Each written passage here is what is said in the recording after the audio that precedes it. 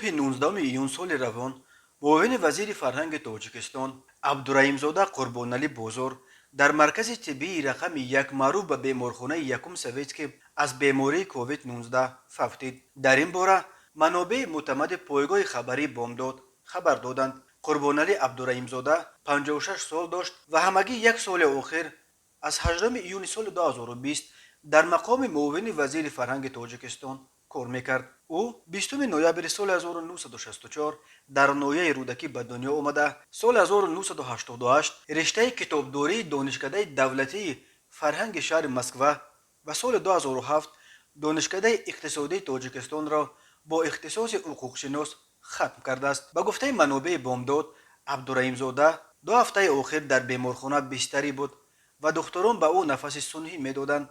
نفس کشیش خیلی تنگ بود. یک دکتر بیمارستان که از گفتن نام خود به سببهای معلوم خودداری کرد، روز 19 ایون در صحبت با بامداد تصدیق کرد که عبدالرحیمزاده قربانعلی بازار در حقیقت از بیماری کووید 19 فوتیده است. تا حال جسدش در بیمارستان است.